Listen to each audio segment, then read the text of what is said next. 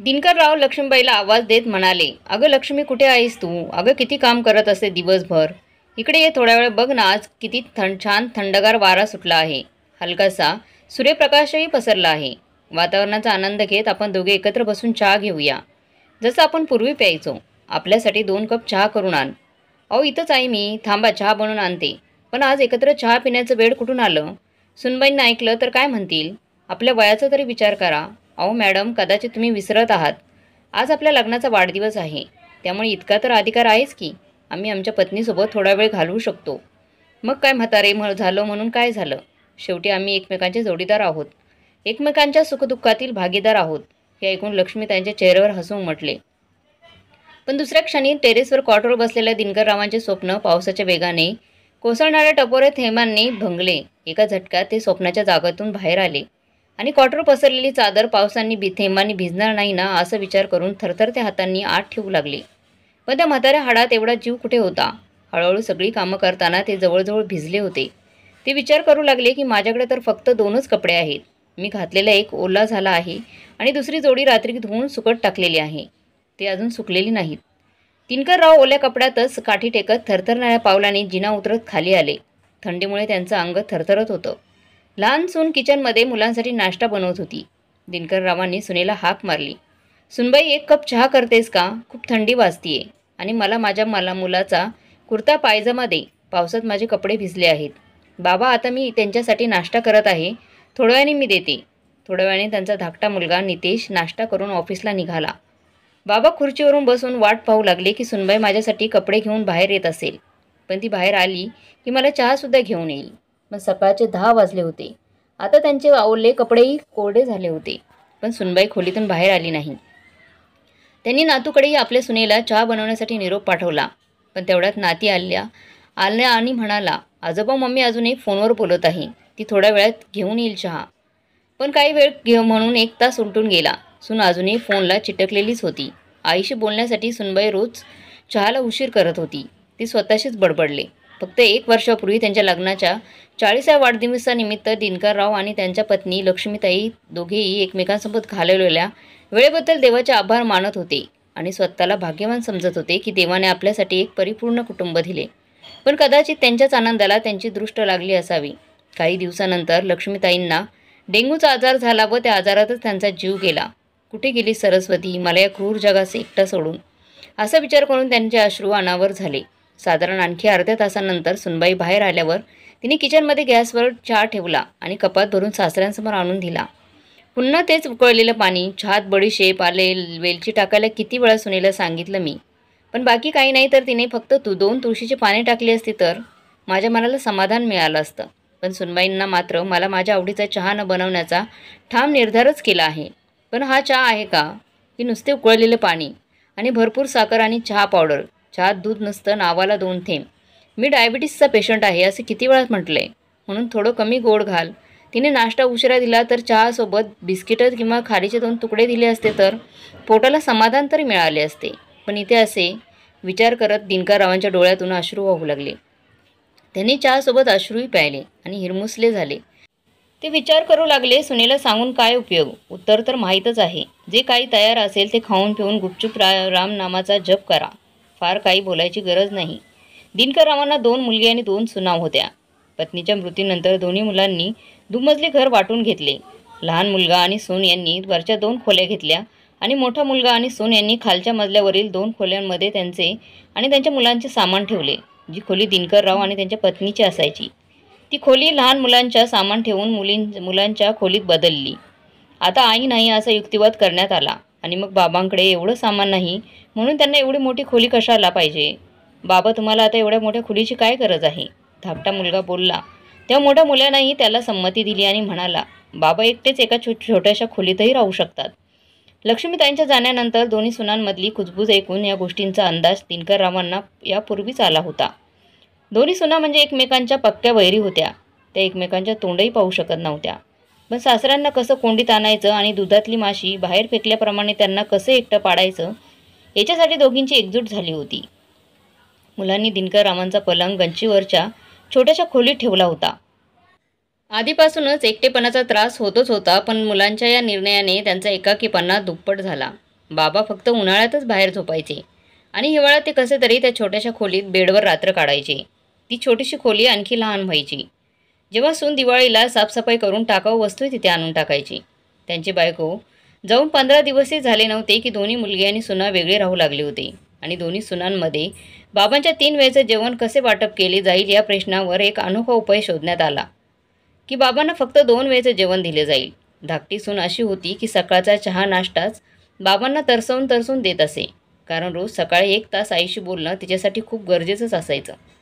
कधीकधी दिनकरराव धीर गमावून रागाने म्हणायचे, सुनबाई मला वेळेवर जेवण तरी देत जा. तर धाकटी सून सडेतोड उत्तर देऊन बाबांचं तोंडच बंद करायची. तिला तिच्या सासऱ्यांच्या वयाची अजिबात पर्वा नव्हती.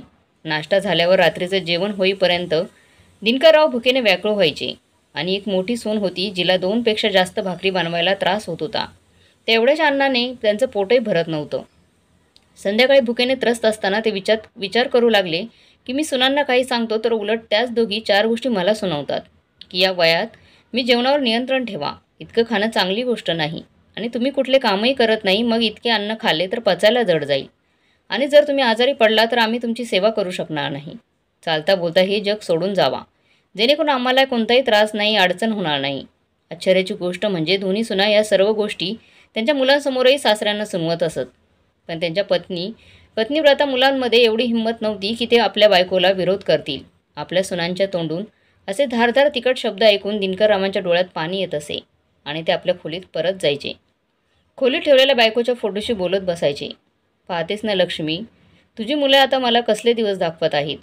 जोपर्यंत तू माझ्यासोबत होतीस तोपर्यंत तू माझ्या आत्मसन्मानाला ठेच पोहोचू दिली नाहीस. माझ्या प्रत्येक लहान मोठ्या गरजांची तू काळजी घेत होतीस. तुझी साथ होती म्हणून जीवनात येणाऱ्या कठीणातल्या कठीण अडचणी आम्ही माझे काही बिघडू शकत नव्हत्या. पण तुझ्या जाण्याने मी पूर्णपणे कोलमडून गेलो. कुणी येऊन मला काही ऐकून जातो आणि मी सुद्धा शांतपणे ऐकत राहतो. तुझी सून मला जे अन्न देते ते मी गुपचूप खातो. तरी हे टोमणे, आता माझ्या शरीराचा फक्त सापळाच शिल्लक राहिला आहे. या शरीरातून माझा जीव सगळं अवसान तेव्हाच निघून गेलं जेव्हा तू मला सोडून गेलीस. मला माहीत आहे की माझी अशी अवस्था पाहून तुलाही चैन मिळणार नाही. दिनकरराव विचार करू लागले. माझी पेन्शन आली की दोन्ही मुलगे त्यावर तुटून पडतात. दोघांमध्ये अर्धे अर्धे वाटून घेतात. त्यांना त्यांचे अधिकार माहीत आहेत, परंतु त्यांची कर्तव्ये कशी पार पाडावी हे माहीत नाही त्यांना. आता सध्या माझी पेन्शन या घरात येत आहे तरी माझी ही अवस्था आहे आणि जर पेन्शन नसती तर या लोकांनी माझे काय हाल केले असते माहीत नाही. लक्ष्मीचं वय झालेलं असतानाही लक्ष्मीने संपूर्ण घर सांभाळून ठेवलं होतं. जोपर्यंत माझी पत्नी घर सांभाळत होती तोपर्यंत घरातील सर्व कामे करतानाही तिच्या चेहऱ्यावर एक ती सुरकुती येत नव्हती. तू तुझ्या दोन्ही मुलांची किती काळजी घेत होतीस. मुलाला एखादी भाजी आवडली नाही तर तू लगेच दुसरी भाजी बनवून हजर करायचीस. पण तू कधी आपल्या मुलांना रिकाम्या पोटी झोपू दिलं नाही. लग्नाआधी मुलगेही आपल्याला खूप मान द्यायचे. माझ्या मुलांना श्रावण बाळ अशी हाक मारून मी भारावून जायचो. मी तुला नेहमी म्हणायचो की आपण दोघेही आपलं म्हातारपण खूप आनंदात घालू. आपण आपल्या मुलांना खूप चांगले संस्कार दिले आहेत. आपल्या भविष्याचे सोनेरी स्वप्न रंगवताना आपण पती पत्नी जराही थकत नव्हतो. त्यानंतर दोन्ही मुलांची लग्न झाली. सुनासुद्धा खूप चपळ आणि तेजस्वी होत्या. तेव्हा त्यांच्या सासूचा त्या पूर्ण आदर करायच्या किंवा असं म्हणा की त्या मान द्यायच्या, फक्त देखावाच करायच्या. पूर्ण घर तर सासूबाईंनीच एकमूठ करून सांभाळून ठेवलं होतं. अर्ध्यावर अर्धी कामं तर सासूबाईंकडूनच करून त्यांना तयार मिळत होते. त्यामुळे पूर्ण घर निवांत आनंदी असायचं. मग अचानक एके दिवशी डेंग्यूच्या तापाने लक्ष्मीबाईंना गाठले. आजही त्यांना ती रात्र आठवली. तेव्हा लक्ष्मीताई 103 अंश तापाने कणत होत्या. तापामुळे डोकेदुखी भयंकर होत होती. वेदनेने डोकं फुटते की काय असं वाटत होतं त्यांना. आईसाठी तापाचं औषध आणायला दिनकररावांनी आपल्या दोन्ही मुलांना कितीदा तरी सांगितलं. मात्र दोन्ही मुलांनी आता यावेळी कुठे दुकान उघडं असणार असं सांगून पुढं ढकललं. पण सरकारी दवाखाना तर रात्रंदिवस सुरूच असतो ना, याचाही त्यांच्यावर काही परिणाम झाला नाही. कदाचित झोप त्यांना त्यांच्या आईपेक्षाही प्रिय असेल. सकाळी जाऊन घेऊन येऊ, तुम्ही झोपा आणि आम्हालाही झोपू द्या, असं म्हणत दोन्ही मुलगे पुन्हा झोपायला निघून गेले. मध्यरात्री पायी चालत जाऊन मी लक्ष्मीसाठी औषध घेऊन आलो होतो. पण घरी पोचलो तेव्हा खूप उशीर झाला होता. माझी वाट पाहून लक्ष्मी हे जग सोडूनच निघून गेली होती. तिच्या जाण्यानंतर मी अक्षरशः बेवारच झालो. जिवंत असेपर्यंत 2 भाकरी तर हव्याच होत्या, याचा विचारही या लोकांना नाही. माझ्या त्या 2 भाकरी आज या लोकांना का जड वाटतात. बायकोच्या फोटोशी बोलता बोलता त्यांना कधी डोळा लागला हे कळलेच नाही. एकटेपणा दूर करण्यासाठी दिनकरराव सकाळ संध्याकाळ उद्यानात बसायचे. तिथे त्यांच्या वयाच्या लोकांसोबत बसून त्यांचं मनही थोडं हलकं व्हायचं, थोडा विरंगुळा मिळायचा. एके दिवशी ते त्यांचे आणि मित्र पार्कमध्ये बसले होते. तेव्हा त्यांचे मित्र म्हणाले, आज माझी सून सुरणची भाजी बनवणार आहे. काय सांगू सुरणाच्या भाजीची चव, पोट भरले तरी मन तृप्त होत नाही. मित्रांनी सुरणाच्या भाजीचा उल्लेख करताच दिनकररावांचे डोळे पाणावले. सुरणाची भाजी तर माझी पत्नी लक्ष्मीसुद्धा खूप छान बनवायची, पण बायकोच्या जाण्याबरोबरच जीवनातला सगळा स्वादच निघून गेला. मी जेव्हा सुनबाईंना ही भाजी बनवायला सांगतो, हे सांगताना त्यांचे डोळे भरून आले. मग अचानक मनातील अश्रू आवरत प्रकरण हाताळण्याचा अयशस्वी प्रयत्न करत ते म्हणाले, माझी सूनही चांगले जेवण बनवते. त्यावर त्यांचे मित्र म्हणाले, अरे दिनकर, आज तू माझ्यासोबत माझ्या घरी चल, आपण एकत्र जेवण करू. खूप समजावूनही मित्रांनी ऐकलं नाही आणि त्यांनी जिद्दीने दिनकररावांना त्यांच्या घरी जेवायला नेले. काही दिवस उलटले आणि त्यांची मोठी सून बाबांच्या खोलीत गेली आणि त्यांच्यावर ओरडली, बाबा, तुम्ही लोकांनी आमची इज्जत घालवली. तुम्हाला लाज नाही वाटत का असं वागायला? स्वतःचा नाही तर निदान मुलांचा तरी सन्मान राखायचा ना. समाजात तुम्ही आमचं नाक कापलं. दिनकरराव आश्चर्याने आपल्या सुनेचे बोलणे ऐकून घेत म्हणाले, पण सुनबाई, तू एवढी ओरडते, तसं मी काय केलं आहे तरी? आपण काय केलं हे आम्हाला माहीत नसल्यासारखं वागू नका. आत्ताच कामलीने सांगितलं की आजकाल तुम्ही तुमच्या मित्रांच्या घरी जेवण करत असतात. मोठी सून असं म्हटल्यावर धाकटी सूनही तिच्या सुरात सूर मिसळून म्हणाली, आम्ही तुम्हाला जेवण देत नाही का, जे आजकाल तुम्ही शेजारच्यांच्या घरी खायला जाता ते? पण तुम्हाला माहीत आहे की मी किती उच्च कुटुंबातील आहे. माझ्या माहेरी या गोष्टीची जरी कुणकुण लागली तर काय इज्जत राहील आमची? समाज काय विचार करेल? मुलं आणि सुना मिळून 2 वेळचं जेवणही देऊ शकत नाहीत का? दोन्ही सुनांचे कठोर शब्द ऐकून दिनकररावांचं हृदय भरून आलं. त्यांनाही आपण मोठा गुन्हा केला असं वाटू लागलं. अपराधीपणाच्या भावनेमुळे ते काहीच बोलू शकले नाहीत आणि खिन्न मनाने ते परत खोलीत जाऊन बेडवर बसले. मग पुढच्याच क्षणी ते विचार करू लागले की जर मला माझ्याच घरात पोटभर अन्न मिळाले असते तर मी शेजाऱ्यांकडे कशाला गेलो असतो? जर मी माझ्या मित्राच्या घरी 2 दिवस जेवण खाल्लं असलं तर यात मी दोषी कसा? मी तरी किती दिवस उपाशी राहणार? शेवटी मलाही पोटभर असे स्वादिष्ट पदार्थ खावेसे वाटतातच की. दुसऱ्या दिवशी सकाळी दिनकरराव पायऱ्या उतरत होते तेव्हा त्यांना स्वादिष्ट अन्नाचा वास येत होता. पाहिले तर दोन्ही सुना स्वयंपाकघरात एकत्र स्वयंपाक करत होत्या. अचानक त्यांना आठवलं, आज लक्ष्मीची पुण्यतिथी आहे. या दिवशीच लक्ष्मी आपल्यातून कायमची निघून गेली होती. आज लक्ष्मीताईंच्या आवडीचे सगळे पदार्थ तयार होत होते. भरली वांगी, हरभरा हलवा, पूर्वी खीर, पुलाव, तसेच दहीवडे आणि गुलाबजाम, बासुंदी बनवली जात होती. 12 महिन्याचे 12 पदार्थ तयार होत होते. सर्व तयारी जोरात सुरू होती. नातेवाईक आणि शेजाऱ्यांनाही बोलवण्यात आलं होतं. सुनबाई, 1 कप चहा तरी करून दे. दिनकररावांनी धाकट्या सुनेला हाक मारली. थोडा वेळ थांबा बाबा, सध्या स्वयंपाकघरात खूप काम आहे, असं म्हणत धाकट्या सुनेने त्यांना टाळलं. दिनकरराव खुर्चीवर बसून चहाची वाट पाहू लागले. 2 तास उलटून गेले पण सुनेने चहाही दिला नाही. भुकेने व्याकुळ झालेल्या दिनकररावांनी मोठ्या सुनेला हाक मारली आणि म्हणाले, सुनबाई, माझ्यासाठी 2 चपात्या तरी लाटून दे, मला खूप भूक लागली आहे. हे ऐकून मोठी सून तर त्यांना 4 गोष्टी ऐकवायलाच तयार बसली होती. बाबा, पोटात एवढी आग पडली का की थोडा वेळ थांबू शकत नाही? दिसते ना मला किती काम आहे. एवढा तरी विचार करा की ब्राह्मणांच्या आणि पाहुण्यांच्या आधी तुम्ही कसे काय खाऊ शकतात? आज फक्त तुम्ही 1 वेळेचंच जेवण करा. अगं मग 1 कप तरी चहा तरी करून दे, तेवढाच पोटाला आधार. दिनकररावांचे यांचे बोलणे ऐकून तिथेच असलेला त्यांचा मुलगा म्हणाला की बाबा, तुम्हाला समजत नाही का? अगोदर ब्राह्मण जेवतील आणि त्यानंतरच इतर कोणी यावर दिनकरराव म्हणाले, अरे पण मुलांनी तर आत्ताच जेवण केले आहे. पण मग मला 1 चहाचा कप मागतोय तर? त्यावर त्या आईच्या फोटोला पुष्पहार घालत असलेला धाकटा मुलगा म्हणाला, बाबा, मुलांनी जेवलं तरी काय झालं? तुम्ही सतत तक्रार का करत असता?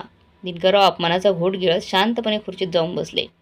काही वेळाने सर्व 11 ब्राह्मण जेवण करून निघून गेले आणि सगळे पाहुणे पण येऊ लागले. मात्र दिनकररावांना अद्यापही कुणी अन्न दिलं नव्हतं. ते विचार करू लागले, कसले विधी लिखित आहे आणि ही कोणती प्रथा आहे की लोक जिवंत असताना आपल्या वडीलधाऱ्यांना काय आवडतं काय आवडत नाही हे विचारतही नाही, पण मृत व्यक्तीच्या आवडीच्या गोष्टी बनवून ब्राह्मणांना खाऊ घातल्या जात आहेत. मन विचार करू लागले की माणसाने जिवंत असताना आपल्या वडीलधाऱ्यांची सेवा करावी असं वाटतं. आज त्यांच्या डोळ्यातील अश्रू थांबतच नव्हते. तेवढ्यात धाकट्या मुलाने हाक दिली आणि जेवणाचे ताट त्यांच्या हातात दिल्यावर तो म्हणाला, घ्या, करा जेवण. अन्नाचा पहिला घास तोंडात टाकताच मुलाने त्यांच्या डोळ्यात पाणी पाहिले आणि तो म्हणाला, बाबा, इथे सगळे पाहुणे आले आहेत आणि तुम्ही इथे बसून सगळ्यांसमोर अश्रू ढाळत आहात आणि तमाशा करत आहात का? तुम्हाला हे सगळं करायचं असेल तर तुम्ही तुमच्या खोलीत जाऊन बसा. सर्वांसमोर आमची नाक कापण्याची गरज नाही. दिनकररावांच्या संयमाचा बांध आता फुटला होता. अचानक पोटातली भूक नाहीशी झाली. आणि ताट परत मुलाच्या हातात देत ते जोरात म्हणाले, नको आई मला तुमचं अनादरयुक्त जेवण. मी पण माझ्या बायकोसोबत गेलो असतो तर बरं झालं असतं. एवढं अपमानास्पद आयुष्य कुठे असतं का? दिनकररावांचे हे शब्द ऐकून मुलं आणि सुनाई त्यांच्याकडे रागाने बघत होते. पण आज दिनकरराव घाबरून गप्प बसणार नव्हते. ते म्हणू लागले, 2-2 मुले सुना असूनही ते मला पोटभर जेवण देऊ शकत नाही आणि मी 2 दिवस माझ्या मित्राच्या घरी जेवलो तर त्यातही तुमचे नाक कापले.